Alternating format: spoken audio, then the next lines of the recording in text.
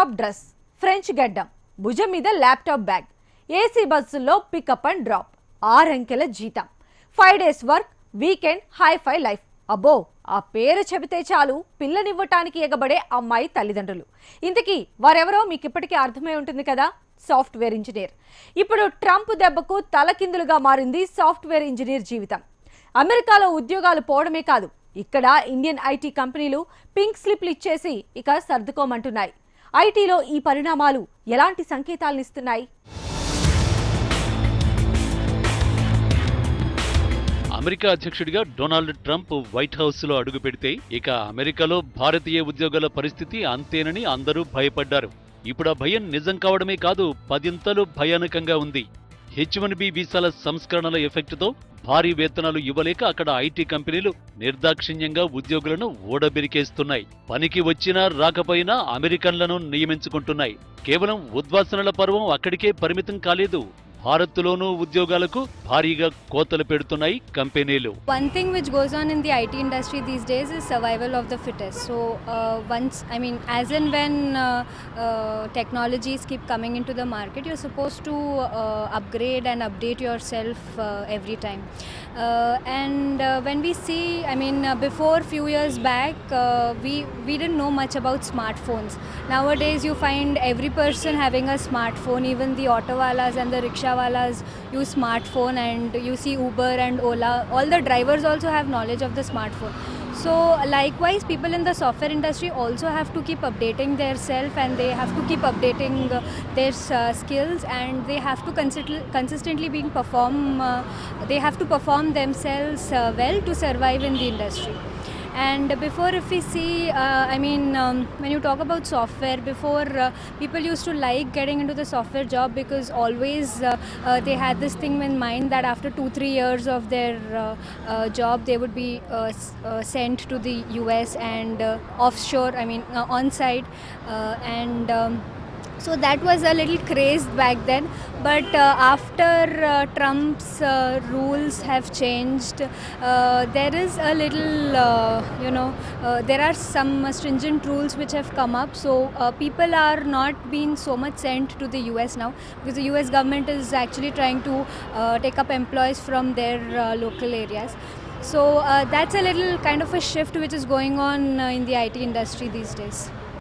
అమెరికాలో 10,000 మంది అమెరికన్లను రిక్రూట్ చేసుకోబోతున్నట్టు ఇన్ఫోసిస్ ప్రకటించింది. కానీ దాని ఎఫెక్ట్ ఇక్కడ పడుతోంది.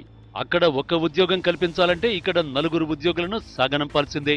ఈ లెక్కను చూస్తే ఇన్ఫోసిస్ 500 అమెరికన్ టెక్కీలను నియమించుకుంటే ఇండియాలో అవుట్సోర్స్ ఆపరేషన్స్ కు చెందిన 2,000 ఉద్యోగాలు పోతాయి. ఆటోమేషన్, ఆర్టిఫిషియల్ ఇంటెలిజెన్స్ అదనంగా మరో 30-40% నియామకాల్ని తగ్గించబోతున్నాయి. ఏమాత్రం అప్డేటెడ్ స్కిల్స్ లేని వారికి ఉద్వాసన పలుకుతామంటున్నాయి కంపెనీలు. ఫస్ట్ అండ్ ఫార్మోస్ట్ ఈ సిచ్యువేషన్ రావడానికి కారణం డిజిటలైజేషన్. సో బేసికలీ ఆటోమేషన్ అనేది when it came in to picture, lot of jobs స్ట్రింక్ అయిపోయాయి, చాలా జాబ్స్. సో ఆటోమేషన్ వచ్చింది కాబట్టి ప్రీవియస్లీ ఉన్నన్ని జాబ్స్ ఇప్పుడు ఉండట్లేదు. సో ఒక ఎంప్లాయీ తను నెక్స్ట్ లెవెల్ ఏంటి ఇండస్ట్రీలో అని అర్థం చేసుకొని ఆ స్కిల్ సెట్కి అప్గ్రేడ్ అవ్వాలి. అప్గ్రేడ్ అయిపోయి ఇంకా they have to train themselves, be it like big data, internet of things, IoT, artificial intelligence, machine learning. ఏ టెక్నాలజీస్ ఇప్పుడు are most in demand or futuristic technologies పైన వాళ్ళు జాబ్ చేస్తూ కూడా side by side they can prepare themselves, they can upgrade themselves. అట్లా చేసినప్పుడు they will prepare themselves for a future where in case ఏదైనా changes వచ్చినా కానీ వాళ్ళకి ఎక్కువ ఎఫెక్ట్ కాకుండా వాళ్ళు స్విచ్ ఆన్ అవ్వచ్చు, అలాంటిది ఉంటుంది. ఒక ఇన్ఫోసిస్ మాత్రమే కాదు, TCS, Wipro, HCl, tech Mahindra, Cognizant, cap Gemini, Microsoft వంటి సంస్థలు కూడా ఇదే బాటలో పయనిస్తున్నాయి. కాగ్నిజెంట్ 30,000 మంది ఉద్యోగులకు పింక్ స్లిప్ చేతిలో పెట్టేసింది. కాగ్నిజెంట్ సంస్థ డైరెక్టర్లు, అసోసియేట్ ఉపాధ్యక్షులు, సీనియర్ ఉపాధ్యక్షుల వంటి ఉన్నత పదవుల్లో ఉన్న వారికి 6-9 నెలల వేతనాన్ని పరిహారంగా ఇచ్చి స్వచ్ఛందంగా వైదొలిగే అవకాశం ఇస్తోంది. ఇక క్యాప్ జెమిని 9,000 మందిని తొలగించబోతోంది. ఐబీఎం కూడా ఇండియాలో భారీ ఎత్తున ఉద్యోగాల కోతకు సిద్ధమవుతోంది. దాదాపు 10% ఉద్యోగులను తొలగించే పనిలో ఉంది Wipro. Initiative to make sure that they retain jobs within the country. They want to consume everything in India, make in America, serve in America, sort of a slogan.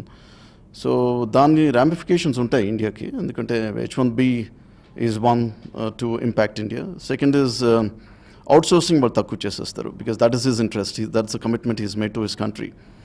So Indian companies will certainly face the wrath of this decision by President Trump. Danki there will be long-term impacts. Number one, outsourcing matram it will come to a grinding halt, slowly but steadily over a period of next couple of years. We will see the impact in a major way. So H1B, of course, that will slow down. The numbers will dwindle. Second is the people who are holding the H1B will eventually come back to India. Buy America hire America అనే Trump మాట వినకపోతే border tax పేరుతో భారీ పన్నుల భారం పడుతుందన్న భయంతో America కంపెనీలు outsourcing తగ్గించేస్తున్నాయి. భారత కంపెనీలకు ప్రాజెక్టులు కూడా తగ్గుతున్నాయి. గతంలో ఏటా 10 నుంచి 15% చొప్పున దూసుకుపోయిన ప్రధాన ఐటీ కంపెనీల వ్యాపార వృద్ధి ఇప్పుడు 7-8% పరిమితమైపోయింది. గతంలో ఏడాది పాటైనా బెంచ్ మీద ఉన్న ఉద్యోగులకు ఐటీ కంపెనీలు జీతాలు చెల్లించేవి. ఇప్పుడు నెల రోజులకు మించి భరించడం లేదు. మరో 3-4 ఏళ్లలో ప్రపంచవ్యాప్తంగా దాదాపు 1 కోటి ఉద్యోగాలు గల్లంతవుతాయని ప్రపంచ ఆర్థిక వేదిక హెచ్చరిస్తోంది. ప్రస్తుతం ఉన్న ఉద్యోగాల్లో సగం ఉద్యోగాలు కనుమరుగైపోతాయని వెల్లడించింది.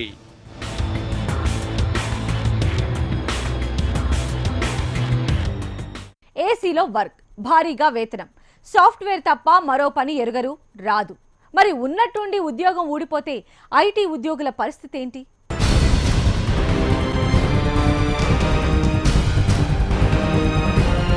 సాఫ్ట్వేర్ ఉద్యోగికి home loan, car loan, personal loan, EMI ఇలా రకరకాల ఇన్స్టాల్మెంట్ కష్టాలుంటాయి.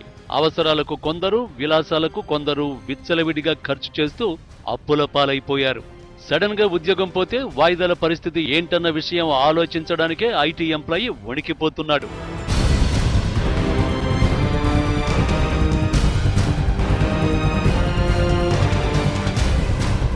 ఐటీ కంపెనీలు ఓ పక్క ఉద్యోగుల తొలగింపు బాట పడుతుంటే ఆ తొలగించిన ఉద్యోగులు తమకు న్యాయం చేయాల్సిందిగా ప్రభుత్వాన్ని ఆశ్రయిస్తున్నారు.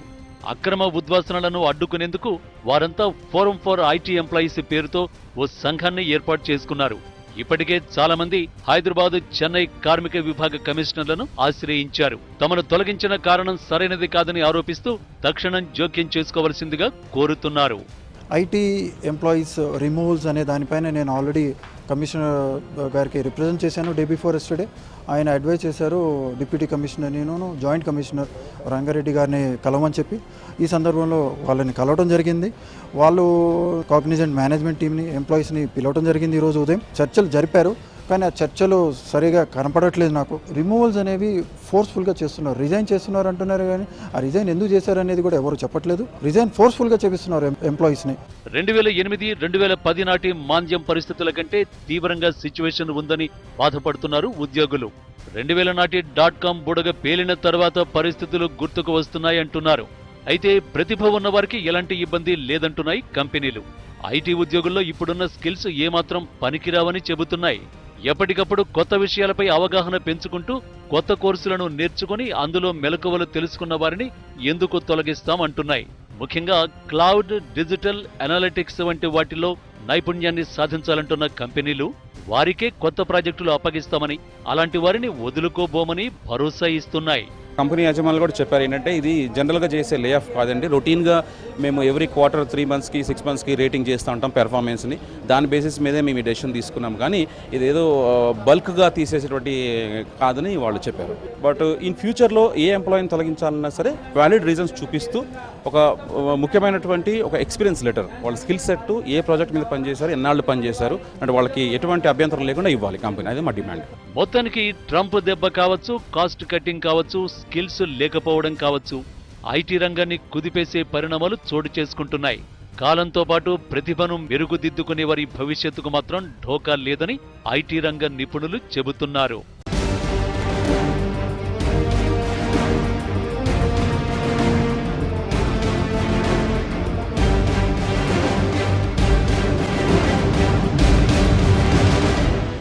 ఇది ఇవాల్టి బిగ్ స్టోరీ. నమస్తే.